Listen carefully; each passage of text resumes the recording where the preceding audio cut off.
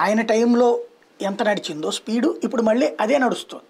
సరే ఈనాడు జ్యోతిలో రాశారు కాబట్టి అంటే ఏం చేయలేం. ఇంకోటి పోలవరానికి సంబంధించి అప్పుడు జరిగింది 30% పనే, కానీ ఇప్పుడు భారీగా జరిగింది. గేట్లు పెట్టారు, అవన్నీ నడిచినాయి కదా. కాబట్టి ఆ ప్రాసెస్ అనేది నడుస్తూనే ఉంది. అది ఒక ఎత్తు. రాజశేఖర్ రెడ్డి అంటేనే సంక్షేమం గుర్తుకు. ఎస్, మరి ఇప్పుడు జగన్మోహన్ రెడ్డి నాన్నకు మించిన సంక్షేమం పెట్టాడు.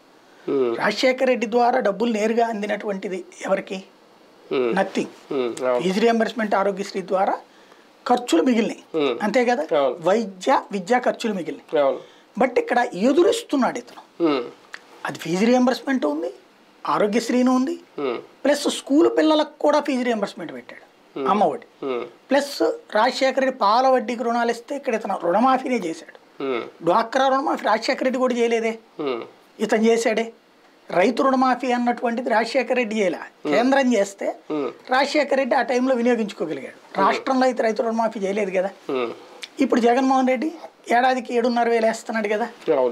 అది మరి షర్మిలకి తెలీదా?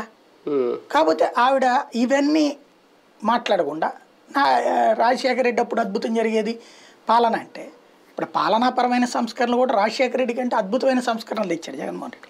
ఏంటది? సచివాలయ వ్యవస్థ కావచ్చు, వాలంటీర్ వ్యవస్థ కావచ్చు, ఇంటికి పెన్షన్ అన్నాడు.